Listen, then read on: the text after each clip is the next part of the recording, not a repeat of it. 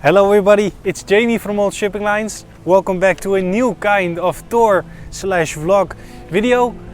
First I want to say thank you to you all for the amazing support you had left on the MS Friesland video. We had an amazing time, but today we are back with a new ship. Today we have the ironclad Dutch naval vessel, the Buffel. Now this is quite an old vessel. This vessel is 150 years old. She is, like I said, an ironclad vessel and the first steamship, the first Dutch naval steamship. Today we're gonna tour her once again and see all the rooms, and I will take you with me. So let's go. Now something that is very interesting and quite revolutionary is the cannon on the ship right there in front of the funnel. We are talking with timeline. Let's go to 1850. Now the Dutch naval vessels, they were most partly of course of clippers, wooden vessels, and their cannons were on the side, so on each side of the ship. So if they wanted to fire, they needed to maneuver of course their ship in a way which they had arranged to fire. But with the Buffle, what they did, and again was quite revolutionary, is that they put a cannon in front and they put cannons on the side. But the most important thing is the cannon in front, because of course that allowed them to fire in front of them, which again Dutch naval vessels at the time didn't have. Also something that's quite interesting is the ramming bow, of course, as you can clearly see. Well, as the word says it, the ship could ram into other vessels if necessary and sink them as well in that way. Now the ship mainly was a ship in coastal defense of the Netherlands, but that surely didn't make her a lesser threat.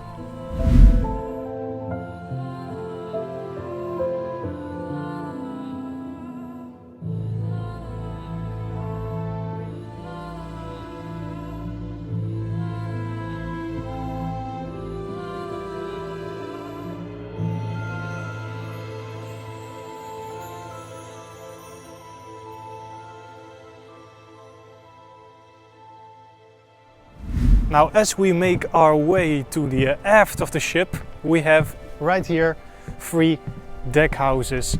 Now these were gangways to actually go below decks.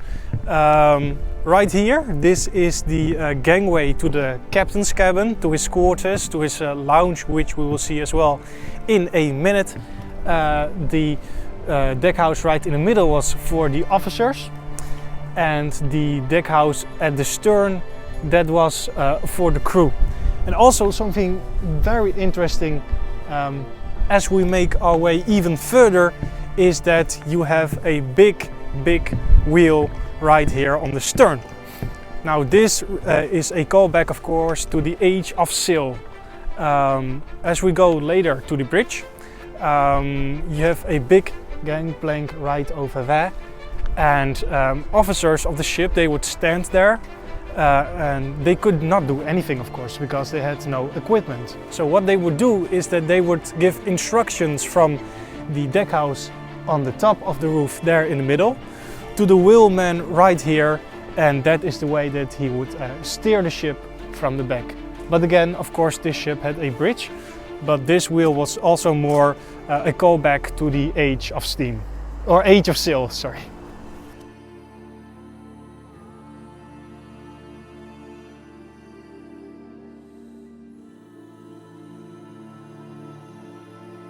So again, we are right now on the top of the wheelhouse, and as you can see, you have a quite clear view of the bow in front. And also what you can see as well is right there is the cannon, or where the cannon was used to be.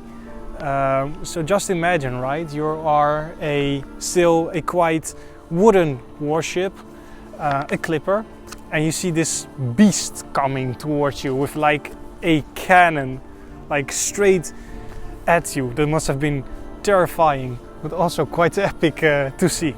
So that's quite cool. So right now we are at the beast, the cannon.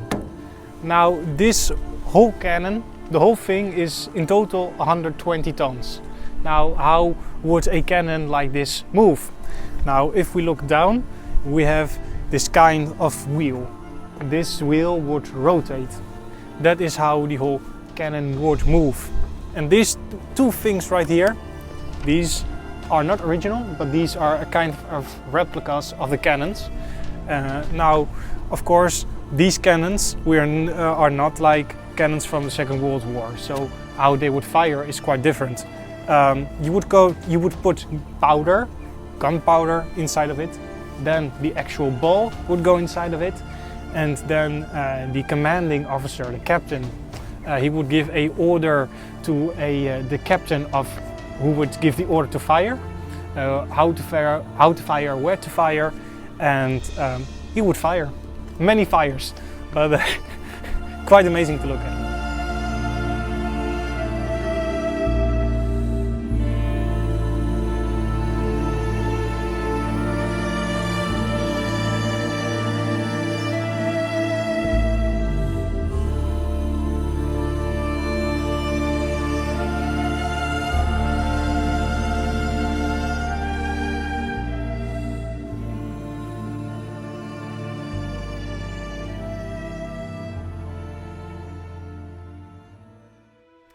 So right now we are in the captain's quarters, the captain's cabin, the captain's living space, and only the best for the captain. As you can see, this is a lovely living quarters.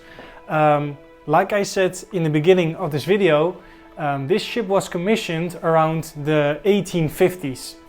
Now, of course, after the fitting out, we are talking about 1850 and beyond. Now, this furniture is all original from 1868, which is quite amazing. If you look at the condition, it's remarkable. Now, if we take a quick moment, if you would please follow me, of course. Right here is the captain's cabin, his bedroom, as you can say. Now, as you clearly can see, you have the bed right there, and on the left is his bathroom.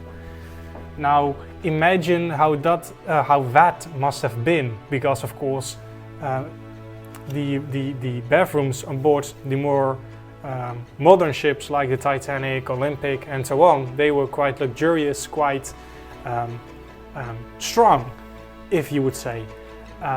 But of course, again, this is a ship from a different era.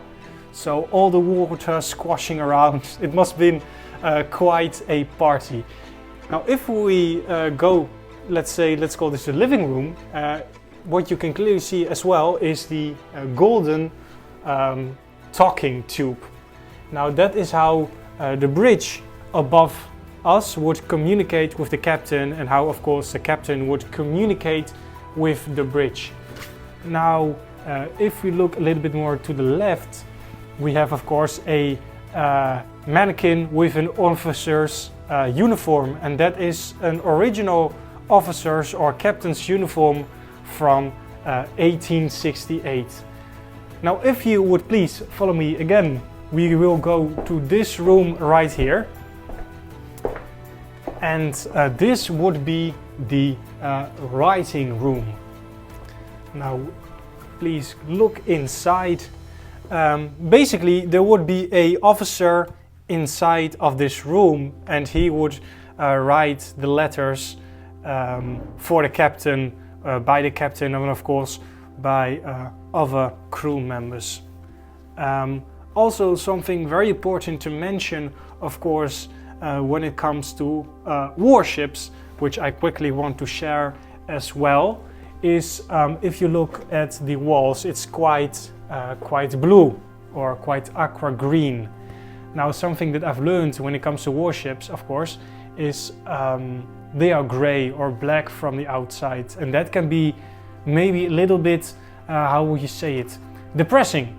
So of course with the inside of the ship, the shipbuilders would try as much as possible to make it lively inside with colors and color schemes, so it would be less depressing on the inside. Also, something very clearly, what you can see with the luxury of this room is the monarchy in that time period as well. Like I said, again, only the best for the captain.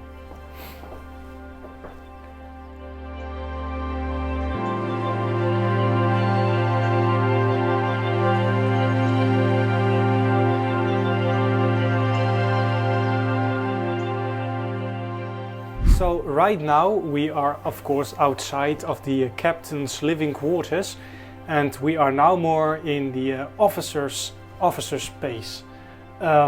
Right here on the left we have what you might call a small kitchen. A small kitchen, yes. Only if you think about it, this is not the kitchen where the food was prepared. No, this was a small kitchen where the cooks, the chefs, could finalize the dishes, and of course also add maybe a glass of wine or a glass of liquor for the officers and captain. So again, this is not the kitchen where actually the food was prepared. This is more a kitchen where it was like kind of finalized, the final touches, the final cherries on the cake. Now, if you follow me, right here we are in the lounge, or more correctly said, the long room. Now this was the long room for the officers. Now why do I say long room? It is because, very simple, one side of the room to the other side of the room. And again, you can clearly see the hierarchy, because if we take a moment and walk around this room, you can see amazing decorations, lamps, paneling, the china, the clock. But let's say if we go a little bit more over here and we look right in the hallway, it's a little bit more normal.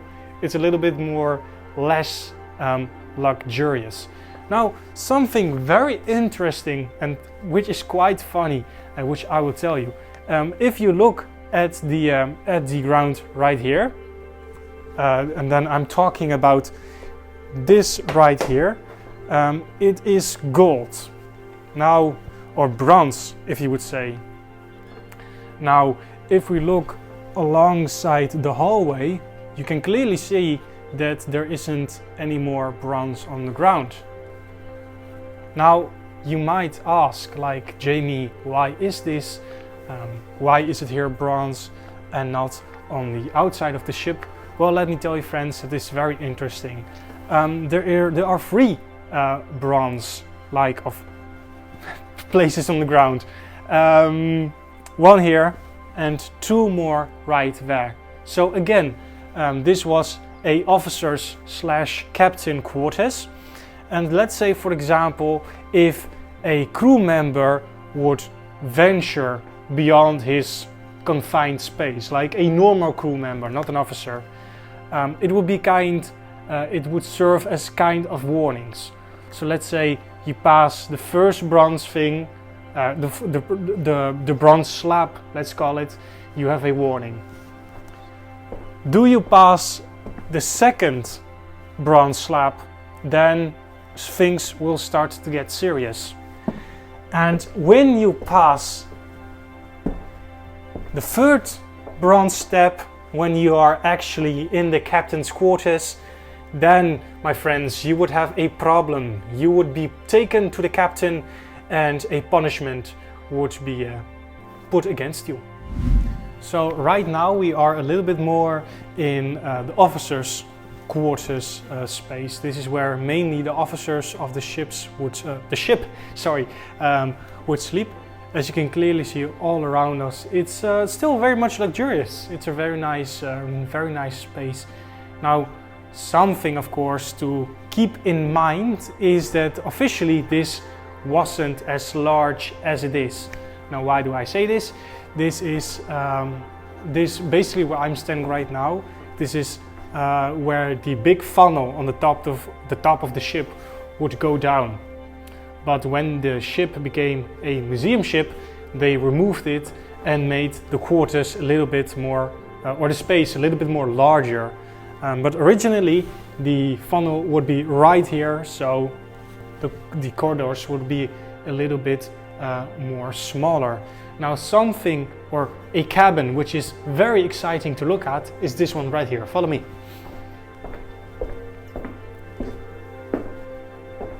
And this thing, or the cabin what we are in right now, this was the cabin of the navigating officer, or as you could say, the chart room. Now right here on this table we have a map, of course, and the items used by the officer for navigating. Of course, we all know what kind of compass that was in the maritime world at that age and time.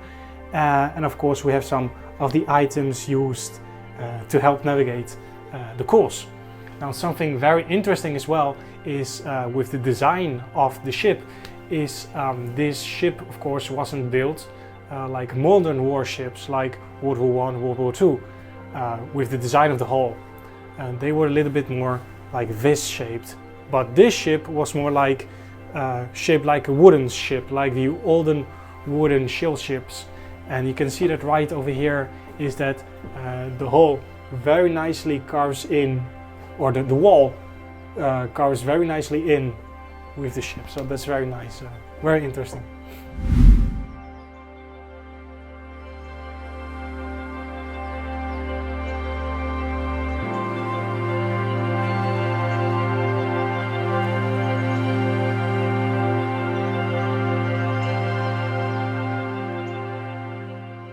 So right now we are making a pretty big, massive time jump in the future. We are going to the 1920s, and in the 1920s the Buffle was a cadet ship. Now, as the name says it, a cadet ship, the ship would house cadets, young sailors. Which brings us to this room. This was a multi-purpose room. As you can see right now how it's presented, this room could have been a dining room, a dining saloon for the normal crew members, for the sailors. But at the same time, something which was very effective is this. With these iron mechanisms, you could lift the tables up, and at the same time you could hang hammocks on the roof, sleeping hammocks. And it would go down, and of course the crew members could sleep in them. So a very effective and efficient room. Now something which is very interesting and funny, of course, this isn't real, but these are typical classic Dutch dishes. Right here we call this erwten soup. So if you ever go to the Netherlands, a classic evening dish, and if you want some classic Dutch breakfast, we have this, and this is basically called pap. Very, very easy and simple name. But again, the dining slash sleeping room, very efficient.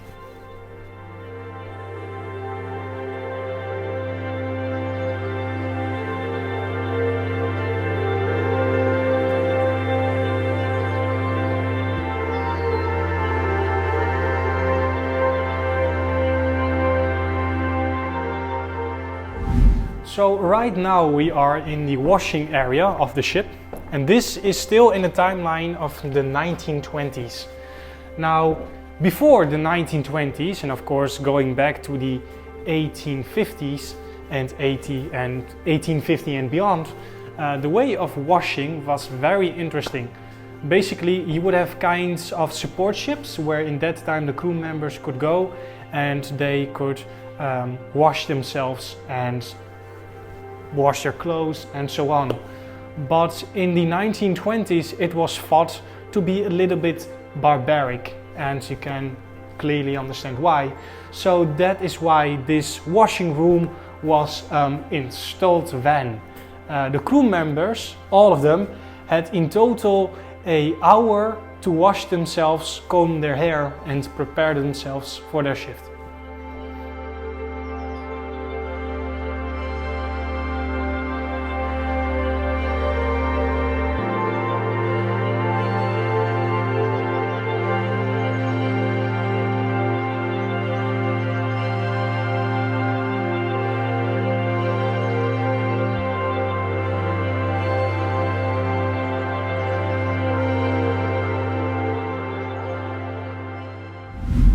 So right now we are in the prison area or the brig area.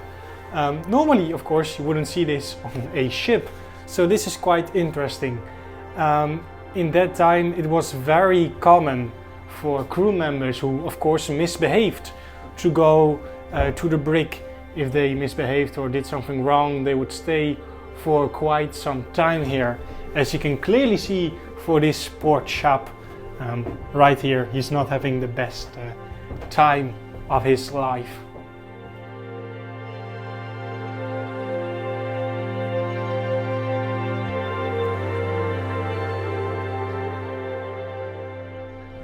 So right now we are in the boiler room, you could say. These are replicas of the boilers of that time period. Of course, the ship was propelled on steam. Now, these boilers would give power, of course, to the steam engine, which is right behind us. Also a replica of the steam engine of the time. And the ship would then in total generate a speed of 12 knots.